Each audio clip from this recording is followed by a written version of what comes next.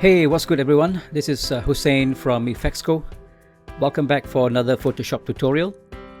Last week I made a Photoshop tutorial on matching two separate images together.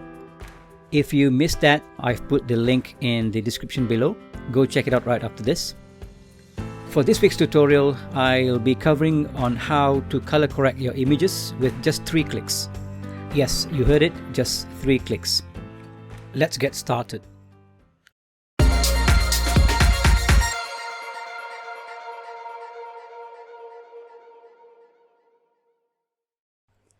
Here we are in Photoshop and I have this image open.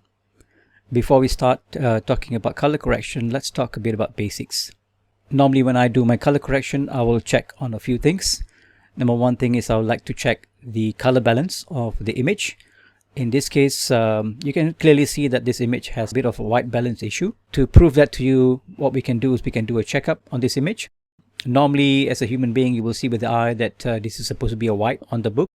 And this could be a black, but let's make sure that it is white or black. So I'm going to use my color picker and click on this area, and I will double click on this foreground color, and you can clearly see that it is not white, right? Even if I drag it there, you can see the difference between these two colors. So let's check on the black color.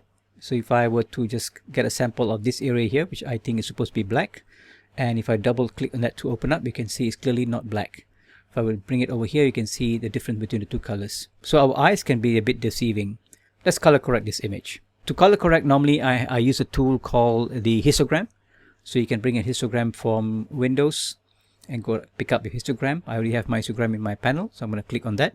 So what I did was I selected the all channels view, right? And now I see all my channels in the 3 channels that we have, the red, the green, and the blue. And you can clearly see that some data missing in these 3 channels. Red has a bit of the shadow side missing. The blue has more on the highlights missing, and then the green has a bit of a highlight missing, and the blue has a bit of the highlight missing as well. As I promised you, 3 clicks. I'm going to use my level adjustment layer. I'm going to click on it, and here we have the level adjustment. You can see the histogram is exactly the same. So I want to bring your eyes to these 3 color samplers. I've got the black color sample, the white, and the gray. So in this image that we have a little calibration card. For this image, we're going to use this color calibration card to adjust this image. So this is how easy it is. Pick up the black color sampler and click on the black area of the color calibration card. I'm going to go and pick up the white area or the white color sampler and click on the white area. Pick up the gray color sampler and I'm going to click in the middle of the color calibration card. You can see the image is now back to normal. We can see a before and after.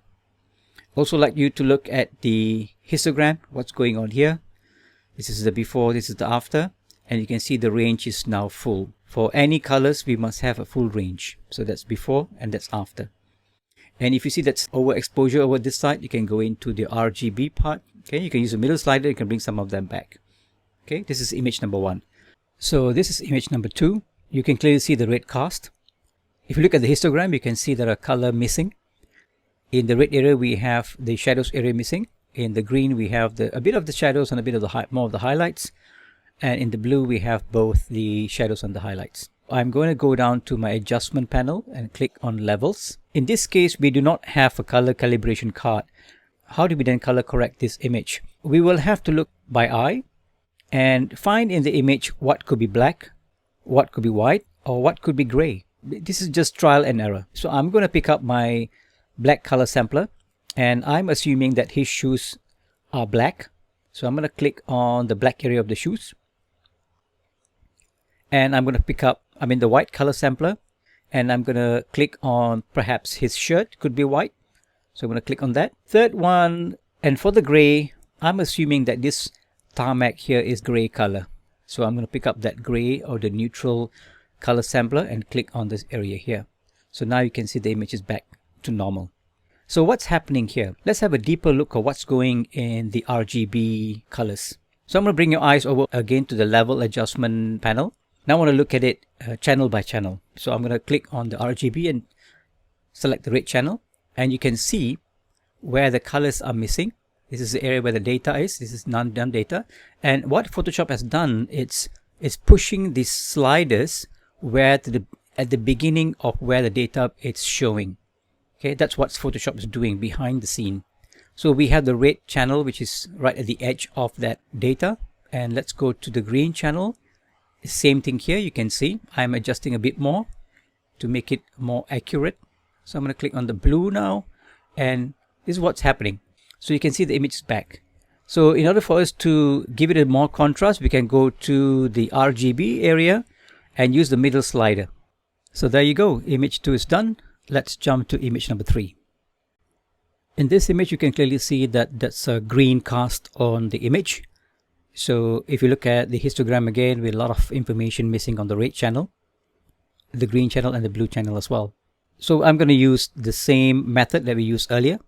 Go to adjustment and click on the levels. And we are going to use the color samplers. And let's try with the color samplers, see whether we can make it with the color samplers this time, because it's very hard to find the black, the whites, and the gray area here. Let's try first. Okay, I'm going to click on the black sampler. I'm going to something probably very dark area. So I'm going to go underneath this area here. And I'm going to pick up my white. I'm assuming that she's wearing a white outfit. So I'm going to click on something maybe somewhere around there. You can see the colors turned to something very bizarre. And I'm going to pick up, maybe I'm assuming that the ground here is gray. So let's pick that up. You can see that the method that we use is not really helping. So let's try another method. I'm going to reset the levels adjustment and try another method. So we're going to do a manual way of doing things. So I'm going to do a reset. So I'm going to go channel by channel again. Go to the red channel and just slide the white pointer over on this side. That's the beginning of the data. And I'm going to go to green. I'm going to use the same thing, slide it over. And I'm going to go to the blue, slide it over. And you can see the image is coming back. We can do further adjustments. If you go back to red, you can adjust the middle slider to give it a nicer color. You can adjust this. And in the blue, I think the blue is just fine. So from this image that we learned that we can't use these 3 color samplers all the time. And once in a while, we will have to dig into the manual way of doing things. So let's go to image number 4. This is an interesting image. If you notice in the histogram, the channels are all from left to right. They're all in full range. So what could be wrong with this image? So if you see by eye, you can see there's a lot of green in this image. So let's try the same method we've been using, the 3 color samplers, and see whether we can remedy this image. I'm going to still use my levels, and I'm going to pick up the black sample tool. I'm going to click somewhere where the area I think that should be a dark area, which is underneath this area here. The white sampler tool. So I'm assuming that these picket fences are white in color. So I'm going to pick up a white from there. And last but not least, the gray sampler. So I'm assuming that this pathway is gray. So I'll click on that. Yes, it works. So what we can do further is we can massage the channels so they become much more nicer. So I'm going to go again channel by channel, making sure that we are at the edge of the data in this case. Okay, I'm going to pull in the green channel. I'm going to push it right to the edge there. And I'm going to click on blue, make sure the blue goes all the way back. So you can see the image is much better now. It probably needs a bit of brightness. So I'm going to go back to RGB and click on the middle slider. We'll make it a bit brighter. You can see that the sweater is coming back to a nice blue color. And I'm going to remove a bit of the red because I can see a lot of red in this image. I'm going to go back to my red area and I'm just going to use my middle slider to just take that out a bit. Alright, so let's see a before and after. So that's before and that's after. And we have a full range in our histogram as well. Let's jump to the next image then. In this image, you can clearly see an overexposure. If you look at your histogram, you can see the shadows are not there. Everything has been pushed towards the highlights. This is actually a simple fix. Let's use the levels adjustment layer again. And you can see here that's a lot of area here which is empty. So this is as easy as sliding the black slider over to the right. And you can see the image comes back. We can try and see whether we can make it the same. I'll push it a bit more to the right.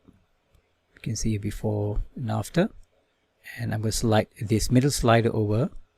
And let's do that a bit. So you can see here.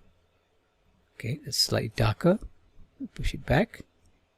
If you want to give it a bit of a warm color, you can go back to the red channel, and we can use the middle slider to give it a bit more warm color by pushing it to the left. If you want to make it a bit cool color, click on drag to the right. Yeah, so you can adjust it if you wish. So this was an easy one. So let's jump to the next one. This is our last image. Let's again try using the levels to bring the color back. As you can see, this image has a lot of red in it, and from the histogram that you can see that the blue channel has almost no data over here. So let's try and remedy this image.